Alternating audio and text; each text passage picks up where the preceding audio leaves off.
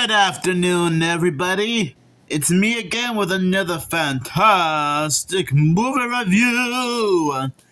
Today, I'm gonna be doing a second look review of the very first direct-to-video Scooby-Doo movie called, well, Scooby-Doo on Zombie Island. Yeah, the very first direct-to-video film starring Scooby-Doo and his friends, Velma, Shaggy, Fred, and Daphne. Now, if you guys saw my original review of this movie, you pretty much know what I already said about this movie. But just in case most of you probably forgot about what I said about this movie, think of this as a little bit of a recap or a reminder. Get ready for a far-out fun in Scooby-Doo's brand new feature-length animated movie. Scooby-Doo, Shaggy, Velma, Daphne, and Fred reunite to solve the most frightfully funny mystery of their careers. The Scream teams headed to a haunted bayou island to investigate the ghost of Morgan Moonscar, the pirate. But it turns out that the swashbuckler spirit isn't the only creepy character on the island. The sleuths must also meet up with cat creatures and zombies. And it looks like for the first time these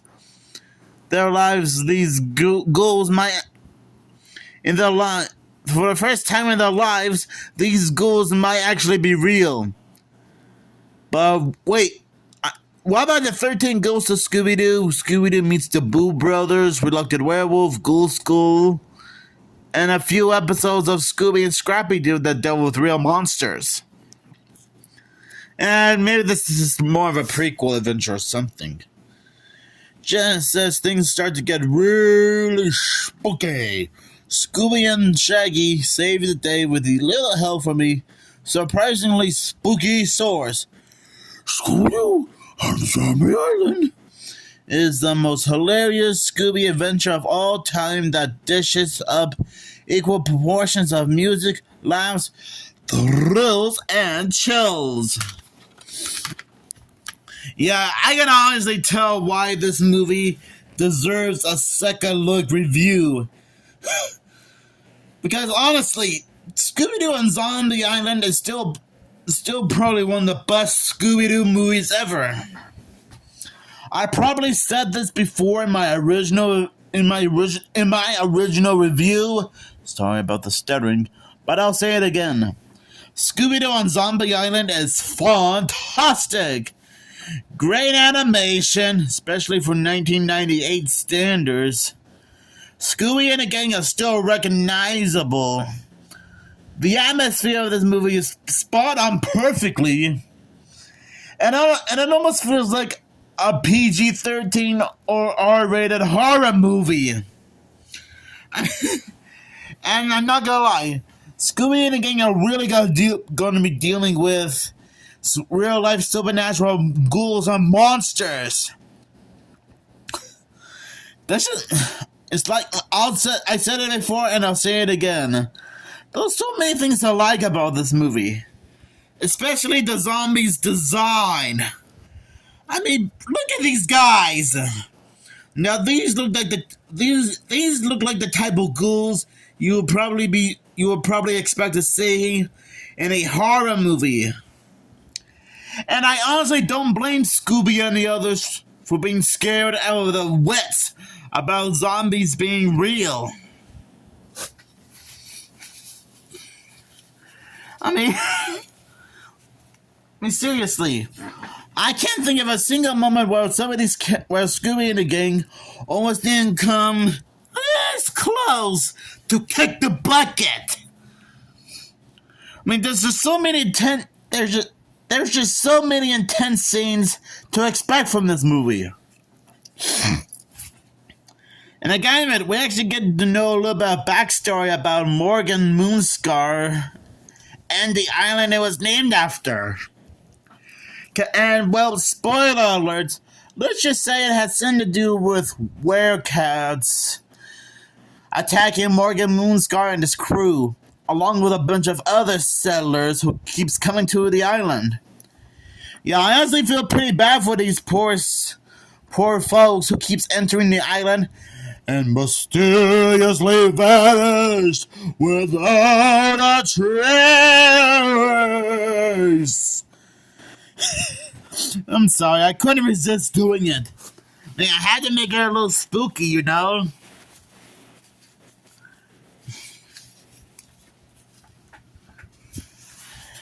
I really, especially like the voice casting. BJ Ward as Velma. Billy West provides the voice of Shaggy. Scott Ennis does the voice of Scooby-Doo, which probably said this before and I'll say it again. This is actually the first direct-to-video Scooby-Doo movie to have Scooby-Doo be voiced by a different actor, especially Scott Ennis. Now, I'm not gonna lie, I think Scott Ennis does a good job voicing Scooby-Doo in this movie. I mean, I have nothing against Neil Fanning, Don Messick, or Frank Welker doing their own voices of Scooby-Doo, but I think Scott Ennis comes in a close second to do the voice of Scooby-Doo in this movie.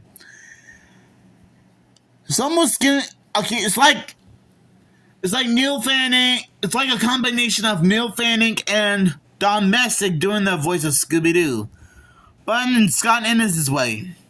Oh no, so we got Frank Welker still doing the voice of Fred Jones, which I'm not gonna lie, he still does a good job voicing Fred because he has been a part of the franchise for so long, starting with Scooby-Doo, Where Are You, to HBO Max's Velma. And we even got Mary Bergen, if I'm saying that right. Mary Kay Bergen, if I'm saying that right, to voice Daphne. Now, I have nothing against Billy West as Shaggy, but his Shaggy voice sounds a little bit off, in my opinion. I mean, Billy West, if you're watching this right now, I'm not being disrespectful to you. I mean, you did your best to voice Shaggy in your own unique way. But I guess I just wasn't. I guess your Shaggy voice was just a little bit off. Again, I'm not trying to be mean or anything. And if I somehow offended you without trying to, then I deeply apologize.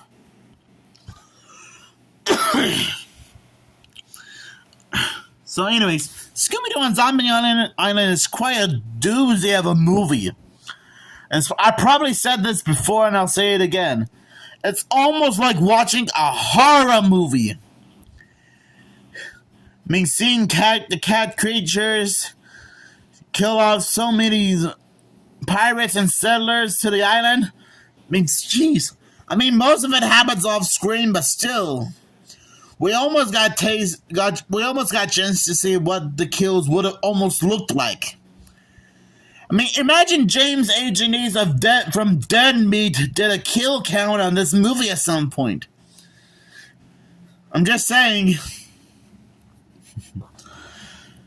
I really like how this movie mostly takes place on Moonscar Island, somewhere in the Bayou Swamp, which I admit, that is actually a pretty good location for this movie to take place in.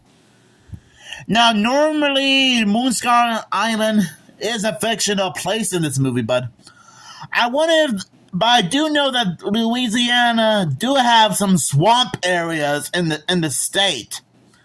So I'm guessing if this movie got turned into a live action remake, they should probably film it in the Louisiana swamp area. I mean, I'm not saying that they should turn this into a live action movie, but you never know. I mean, seriously.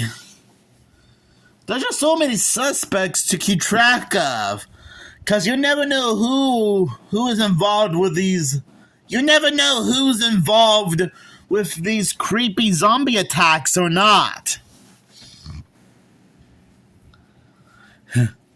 Hey, wait a minute. I'm glad this movie. I probably said this before in my original review, but I'm actually glad the filmmaker.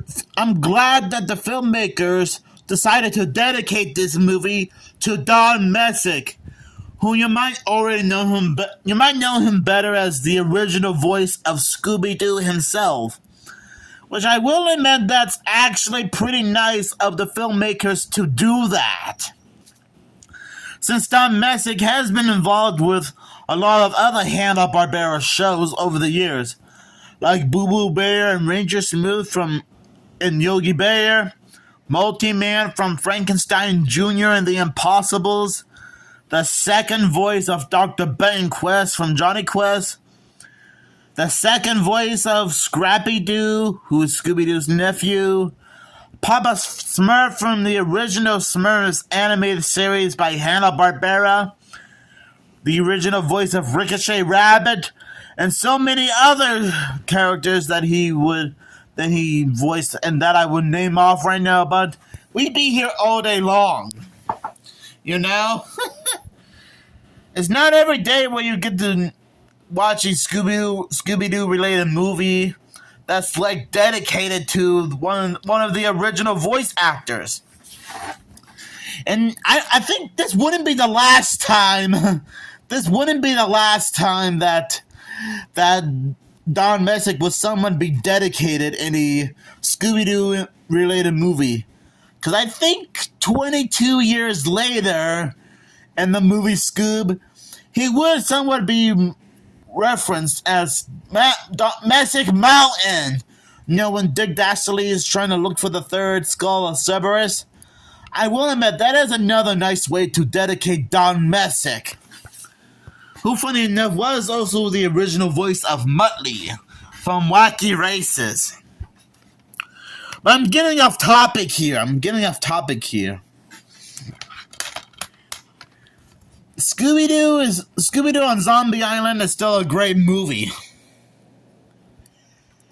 I remember watching 47 Cartoon Guy talk about this movie a few times, and how he pointed out that there were certain animation scenes that didn't make it into the movie.